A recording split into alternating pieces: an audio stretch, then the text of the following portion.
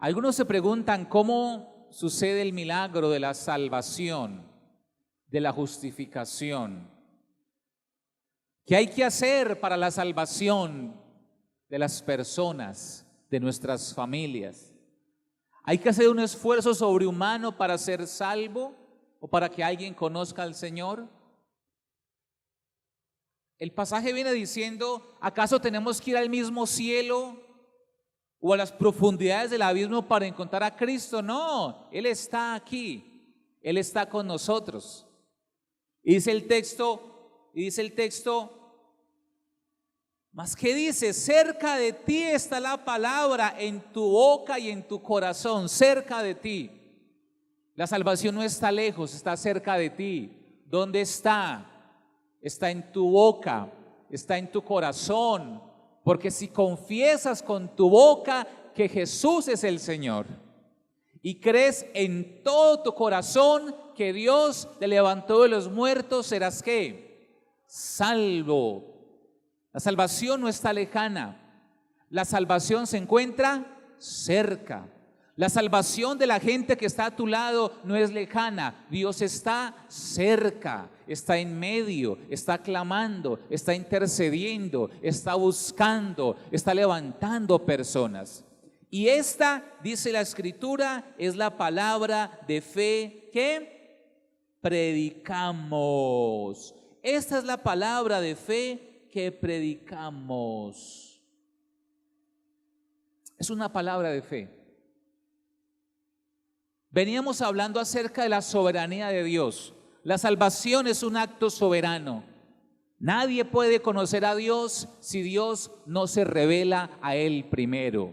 Nadie puede amar a Dios si éste no es amado primero por Él. Nadie puede comprender la revelación bíblica si esta primero no le es concedida por el Espíritu Santo. Nadie puede clamar a Dios como Padre si no recibe el Espíritu Santo por el cual clamamos que Él es nuestro Padre. No es una obra nuestra. El capítulo 9 dice que somos barro, que finalmente el Señor hace con nosotros lo que Él quiere y Él puede formar vasos y vasijas conforme Él quiere, conforme sea su voluntad. Pero ahora, en el capítulo 10, entonces levanta la responsabilidad, nuestra responsabilidad, y básicamente la hemos denominado confesar y creer. Si confesares con tu boca que Él es el Señor, y empecemos por allí. ¿Qué significa que Él es el Señor?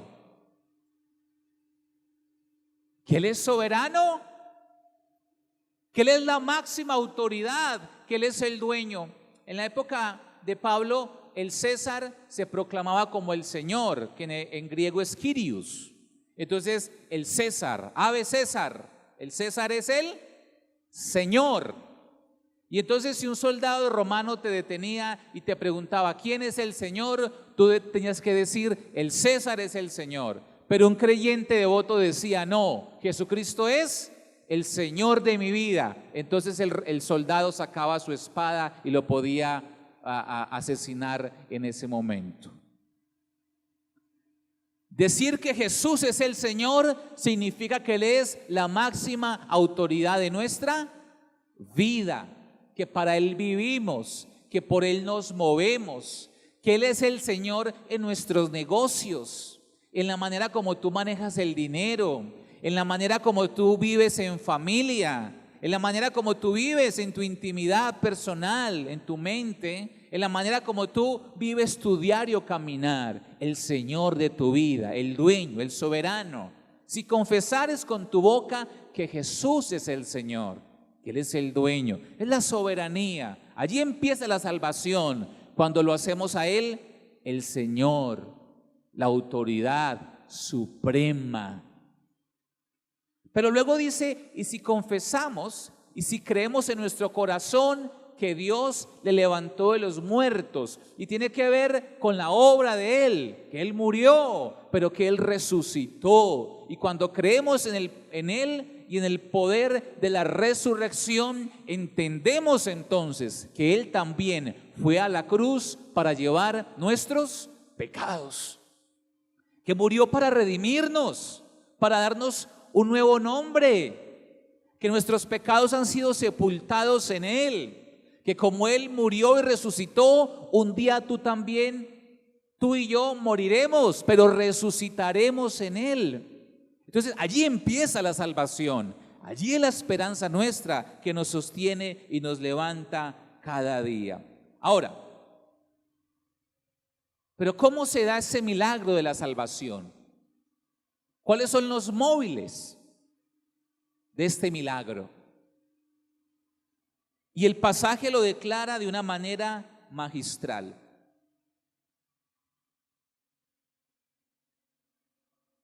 ¿Cómo pues invocarán a aquel en el cual no han creído? ¿Cómo creerán en aquel de quien no han oído? ¿Y cómo oirán sin haber quien les predique? ¿Y cómo está? ¿Y cómo predicarán si no fueren qué? Enviados.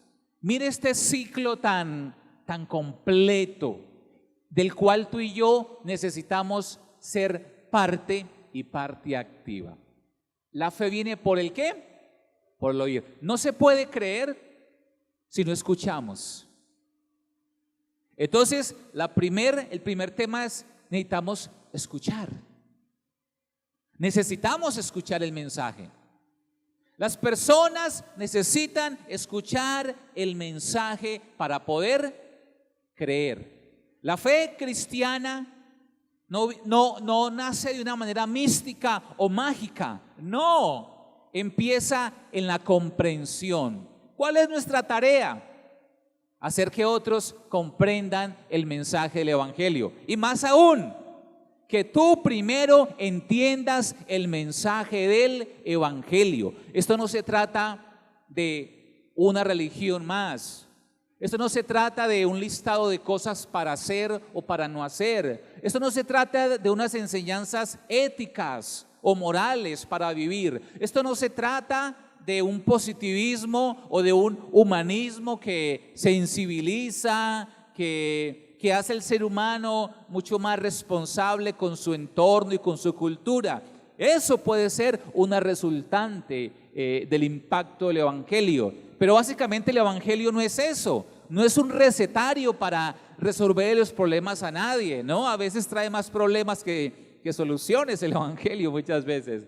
¿Qué es el Evangelio? El Evangelio es nuestra fe puesta en Jesús, no en nuestras obras, lo que Pablo viene diciendo. No se trata de tu capacidad, no se trata de tu autocontrol. Yo escucho y leo acerca del autocontrol y si tú vas a las librerías, hay todo un stand que se llama autoayuda, ¿sí? Libros de autoayuda o de superación personal. Pueden tener contenidos importantes que pueden servir para algo en la vida, pero el Evangelio no es una sesión de autoayuda o de autocontrol, no. Lo que yo más encuentro en la Biblia del autocontrol es lo que plantea las Escrituras como el fruto del Espíritu. Mas el fruto del Espíritu es amor, gozo, paz, paciencia, fe, bondad, benignidad, mansedumbre y templanza. ¿Dónde surge eso? ¿Es obra de quién? ¿Es obra de quién?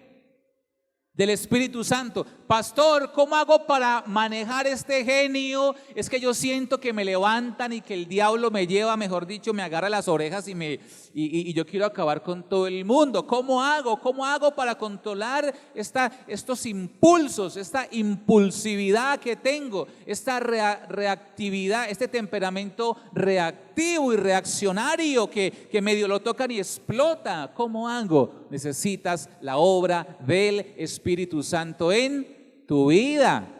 Necesitas conocerlo a Él, necesitas doblegar tu vida delante de Él, acercarte a Él. ¿Cómo hago, pastor, para resistir esta tentación que tengo? ¿Cómo hago para no ceder y no tropezar siempre en la misma piedra? ¿Cómo hago para deshacerme de este lastre de mi vida? Tú necesitas tener una relación con el Señor. No es una obra tuya. No es una obra tuya. Pero para eso hay que entenderlo. Para entender este evangelio, para vivir este evangelio hay que entenderlo. No se trata de ti. No se trata de lo que tú haces, de lo que tú puedes hacer, sino de lo que Él ha hecho por ti. Allí empieza. Ahora, la fe viene por el oír. Alguien debe de explicar. A través de sí escuchar el evangelio viene la fe. Pero el texto dice de una manera muy clara: ¿y cómo creerán en aquel en quien no han oído? ¿Y cómo oirán sin haber quien les predique? ¿Y cómo predicarán si no fueren qué? Enviados. Necesitamos predicadores de la vida. Y el ciclo está allí. Predicar para que otros escuchen, para que entiendan, para que sean salvos y para que también otra vez sean enviados a predicar a otros. Es un ciclo.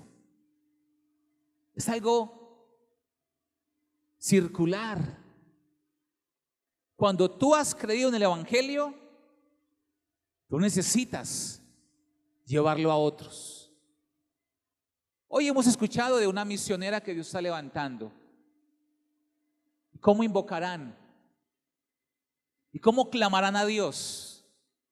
¿Y cómo predicarán si no fueren enviados? Dios tuvo un solo hijo y fue misionero. La razón de la vida es que tú y yo anunciemos la salvación. Porque dime otra cosa más importante que esta. Dime otra cosa más valiosa que la salvación de una vida por la eternidad.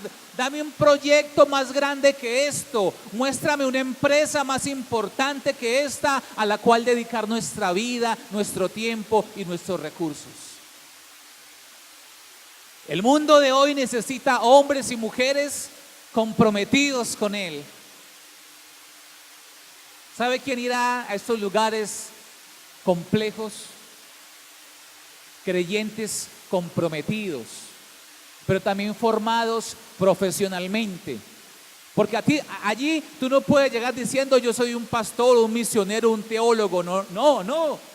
Allí llegarán los médicos, los ingenieros, los científicos. Allí llegarán los trabajadores sociales. Allí llegarán los profesores de idiomas. Allí llegarán las personas con sus profesiones, los empresarios, abriendo negocios en diferentes lugares, aún donde el evangelio no se puede predicar. Y entonces abrir negocios como misión. Claro, para hacer dinero. El dinero es importante, pero detrás de eso va la proclamación del evangelio. ¿Y cómo irán si no fueren enviados? Y yo le hablo a la generación de hombres y mujeres que se están levantando. Le hablo a los jóvenes que están formándose en sus carreras o que tienen sus profesiones. Le hablo a las personas que tienen sus negocios, sus empresas, su capacidad económica. Que tu vida, que tus negocios, que tu trabajo no sean solamente lugares para hacer dinero. El dinero es importante, la profesión es importante, tu carrera es importante, pero allí tú necesitas glorificar y dejar en alto el nombre de nuestro Señor Jesucristo. ¿Cómo irán si no fueren enviados? Quiera Dios que esta palabra logre tocar tu espíritu para que seamos movidos a servirle.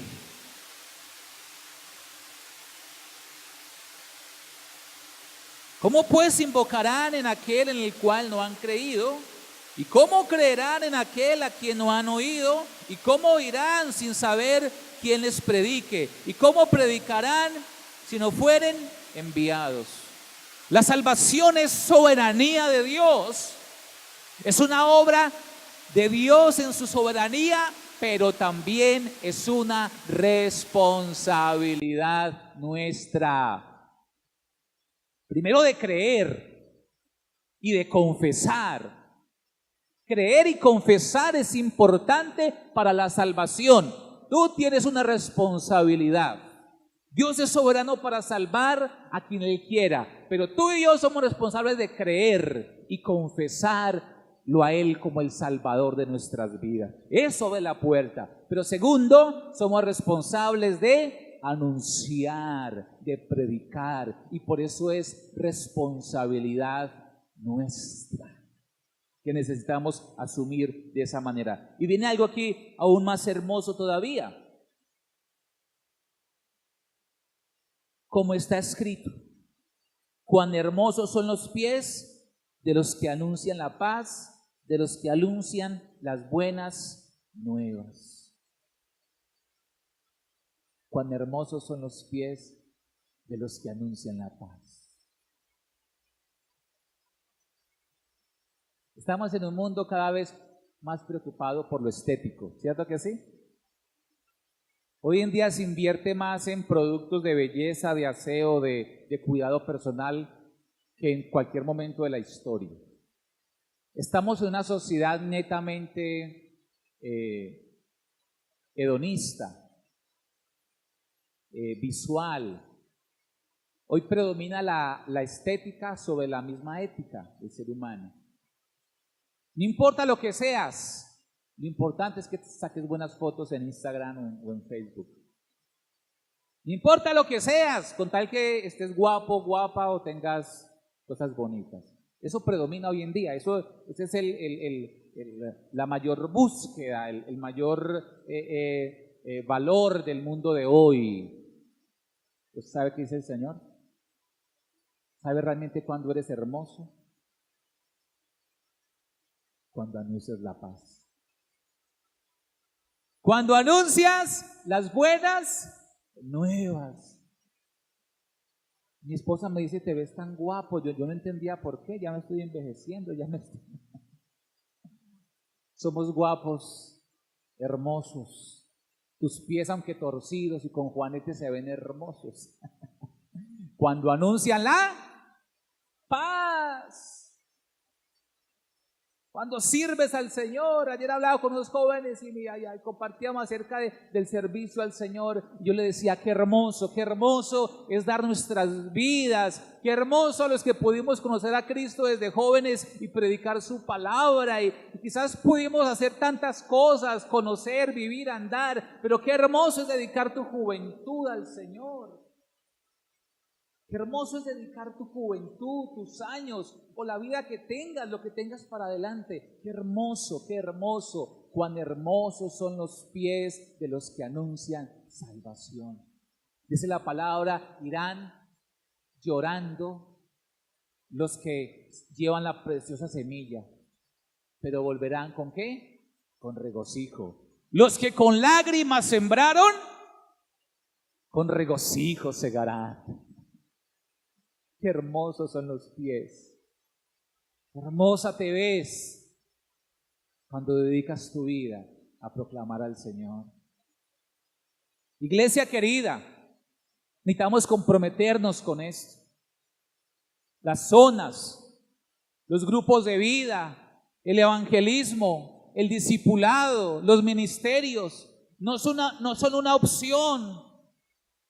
La iglesia no es un supermercado, no es un mall, no es un centro comercial donde tú te paseas, te das una vuelta, miras qué te gusta, qué te pones, qué no te pones, qué te consumes, qué no, y luego sales otra vez como parte de la vida. La iglesia no es eso.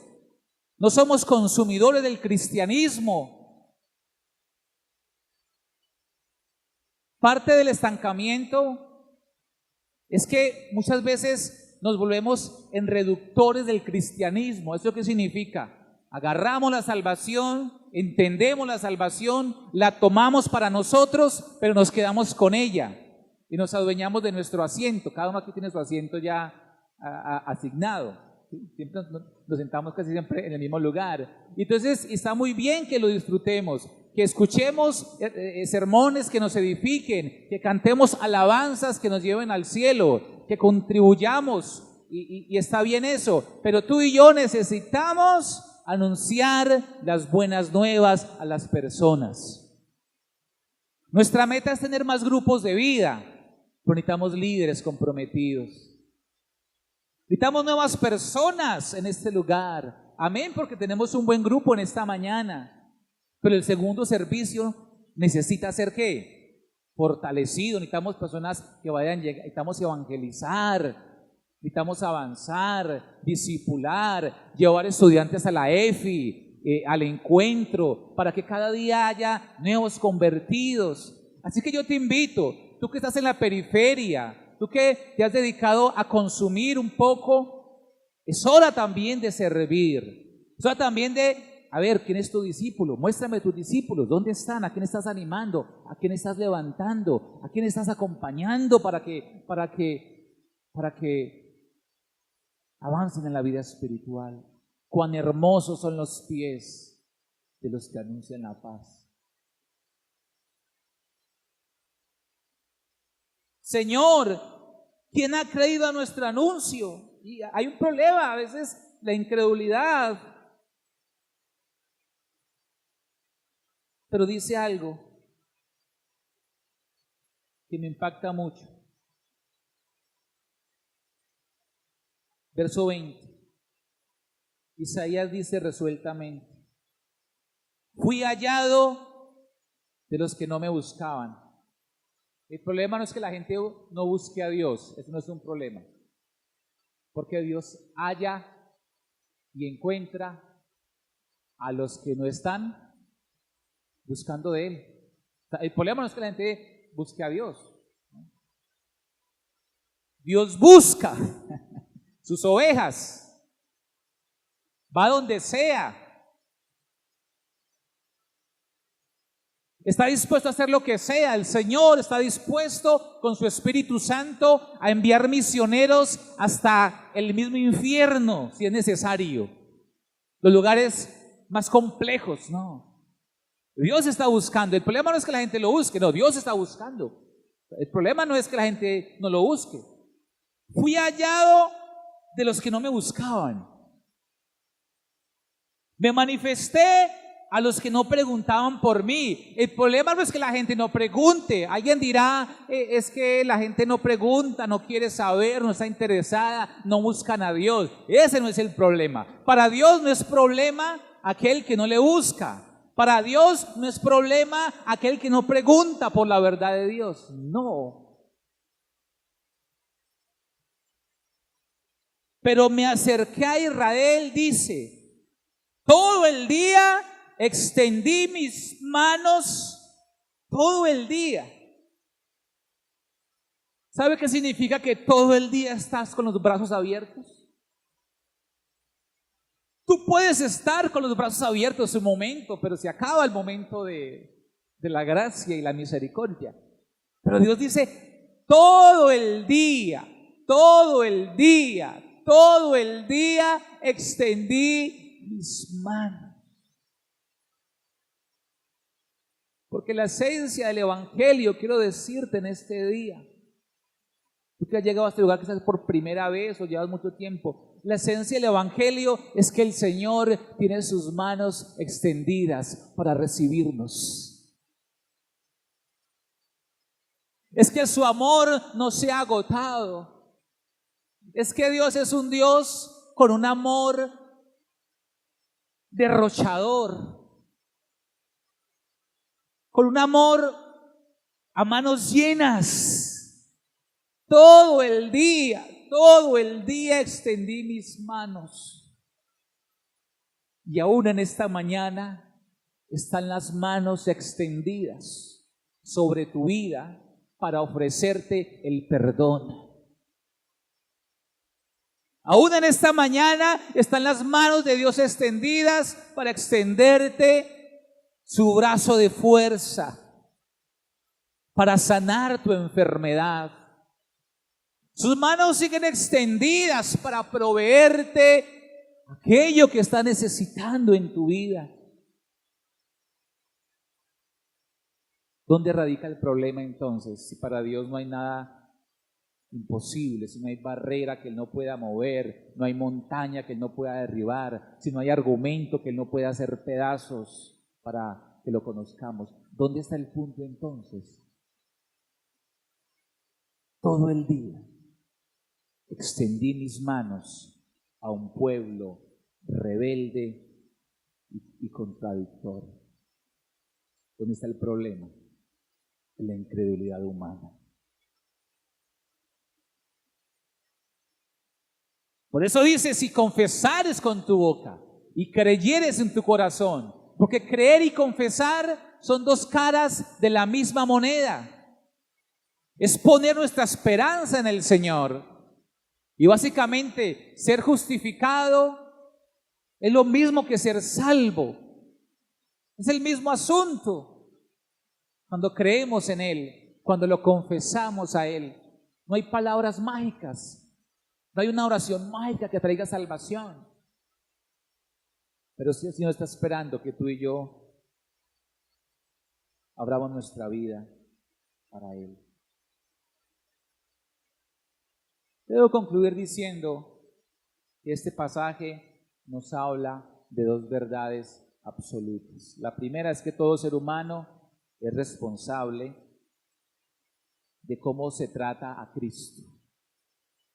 Y todo cristiano es responsable de comunicar esta palabra a otras personas. No es una opción. Evangelizar, hacer discípulos, no es una opción para el creyente. Ha de ser parte de su vida. Una vida que no da se seca. Cuando tú predicas, cuando tú anuncias, cuando tú das vida a otros, tú mismo eres revitalizado. Cuando levantas las manos de otros, las tuyas también se están, ¿qué? Levantando junto a ellas. Cuando oras por alguien, allí el Señor está siendo glorificado. Cuando enseñas a alguien la palabra, tú también eres, ¿qué? Enseñado. Cuando exhortas, animas a otros, tú también eres consolado, exhortado, fortalecido. Así que, mis queridos, sé que Dios está levantando una generación en este lugar de hombres y mujeres que le servirán. Y veo muchos jóvenes en esta mañana. Dios está levantando jóvenes. Dios usará sus vidas, sus carreras, sus profesiones, sus habilidades. Claro que sí, para vivir de ellos. Claro que sí, para disfrutar la vida. Pero sobre todo, para dejar el nombre de Cristo en alto. Amén.